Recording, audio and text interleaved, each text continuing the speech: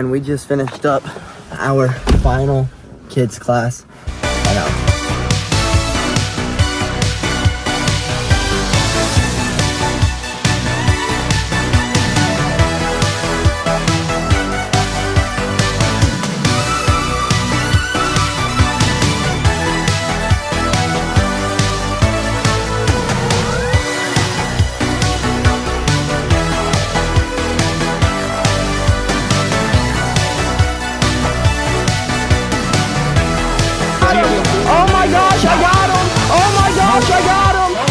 Good morning, folks, and happy Wednesday. So we hit the hay early last night so that we could rid ourselves of the migraine.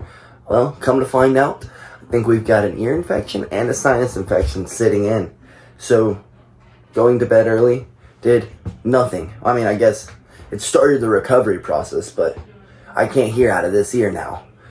But let's go get some grubskis in us, go grub down on our marinated egg bread, and then hit the road to go get better today than we were flipping yesterday, folks. Alrighty, folks, breakfast complete. And like I said, my marinated egg bread never gets flipping old. But I will say, now that I have gotten up and started moving more, I feel like dog shit.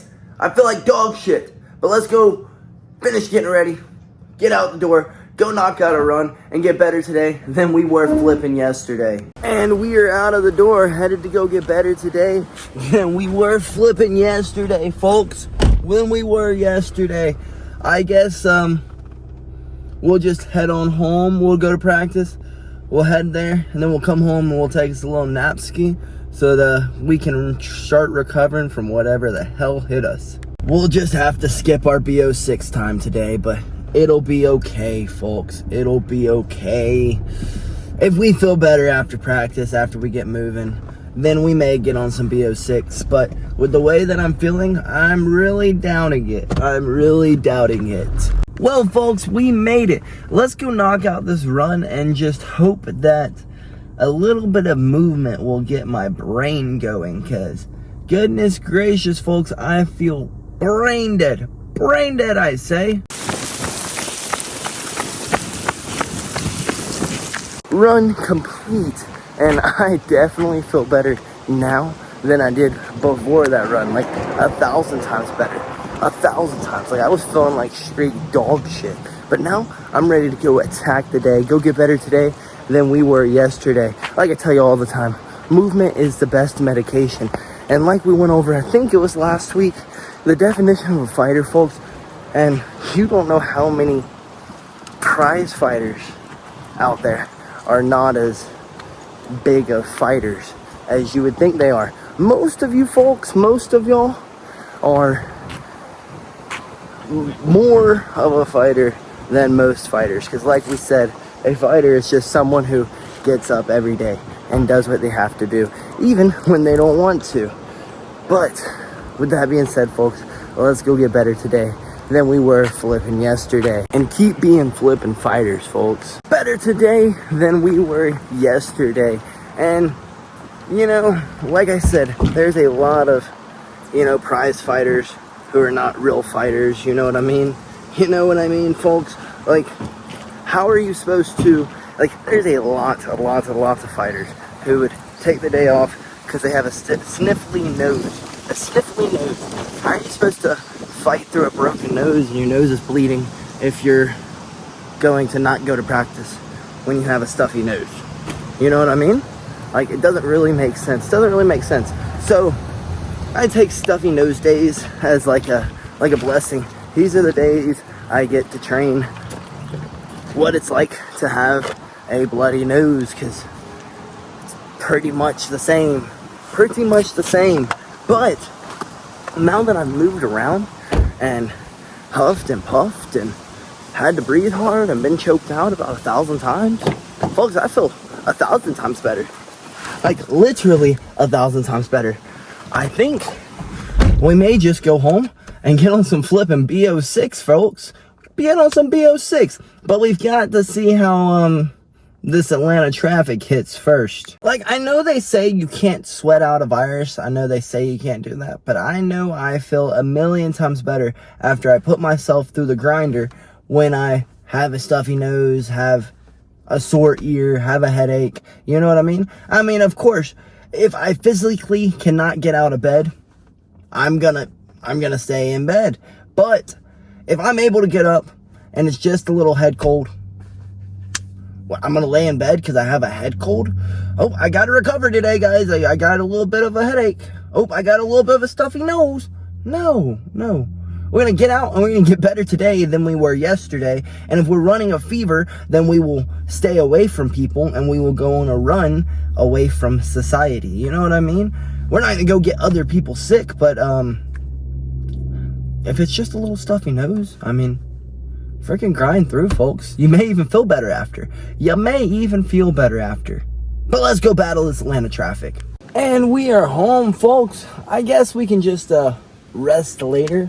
Let's get inside and get on some flipping BO6.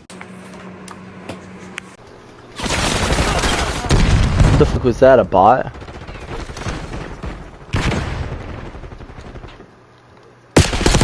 The lead is ours.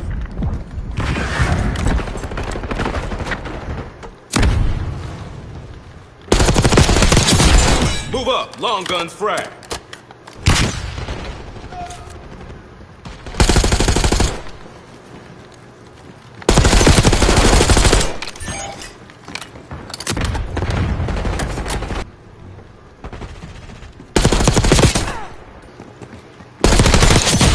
Five down. Press back through that door. UAV standing by. Mission timeline for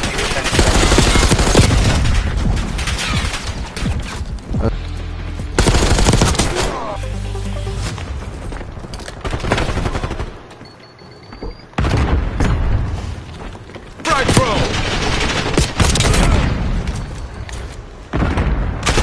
Enemy destroyed your assault pack.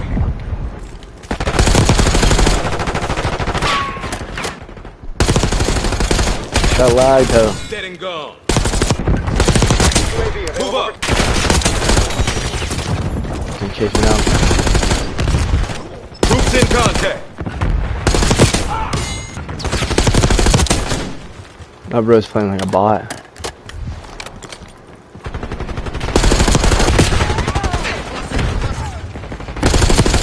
Hellstorm ready to launch.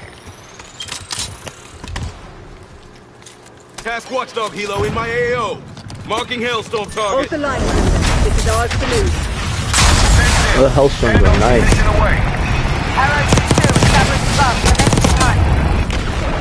BDA, one leading in the zone. Got him.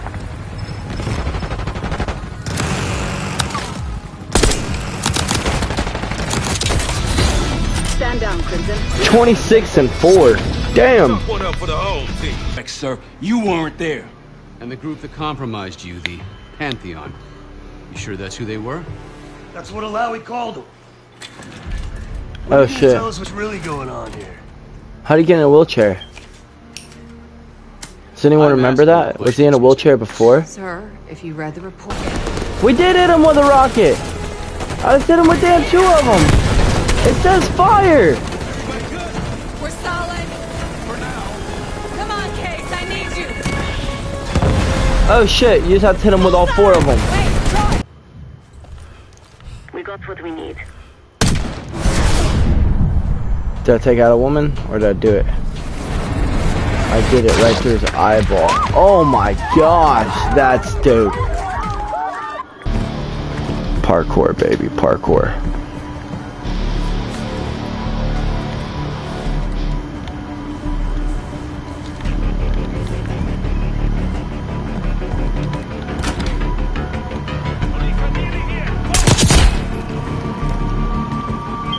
Parkour. That was actually pretty cool.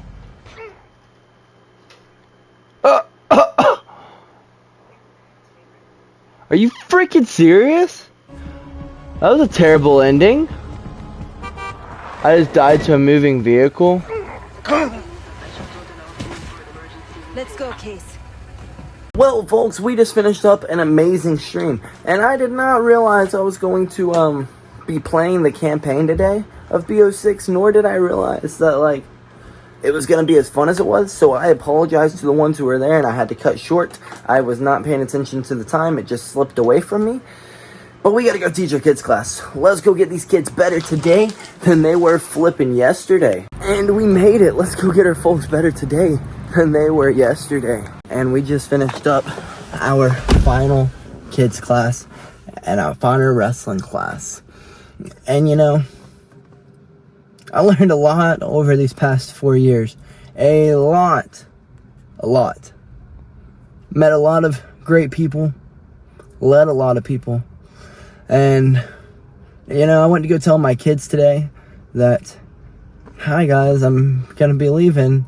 And I almost cracked. I almost didn't. I almost walked out without saying goodbye. Because it was kind of hard. I could see all of them. And I could see that there was something going on that I was going to say. And then they all started crying when I started telling them. And then I had to hold back the tears because, quite frankly, I didn't know I meant that much to them. But I know coaches have a huge role in kids' lives. So this is definitely not the end of BillyGoat giving back to the community with kids jiu-jitsu and coaching.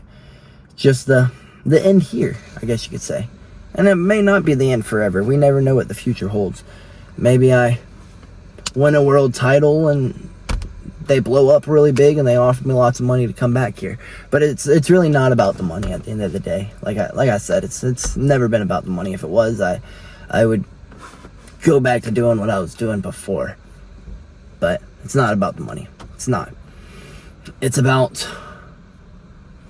bettering someone else's lives. And yeah. It's kind of sad. Just kind of sad. It's sad to see a chapter of a book close. But you got to turn the page. If you don't turn the page, then you never know what's going to happen in the rest of the story. You know what I mean? You're not. But yeah, folks, I almost completely broke. I almost folded in front of the kids. I almost didn't tell them. And then I almost started bawling my eyes out. And then they would have thought that I had emotions or something like that. But with that being said, folks, let's get home. Let's clean up. And let's find some grub. And we just made it home, folks. I can't lie. I'm kind of freaking hungry. So let's run inside and find us some flipping grub. Find us some grubs. Showered up and cleaned up, and dinner still isn't ready. So I figured I'd be a good boyfriend and measle my way upstairs and help JB finish up dinner. But before I finish up dinner, I figured I'd round off this day so that while I'm finishing dinner, this can be exporting and we can maybe get into bed at a normal hour to maybe start getting over this head cold and these, you know, I wouldn't say nervous feelings anymore, but sad feelings, because the nervousness is no longer there. I guess there's no need to be really nervous. After I finally went out and told the kids, even though I wanted to be a little B word and fold, all the parents after came up to me, thanked me, and told me that I was making the right choice. You're making a good choice. You're making a really good choice. I think that this will be great for you. Just let us know where you end up going. We want to keep up. And I was like, well, y'all keep up with me. I'll be at y'all's tournaments, things like that.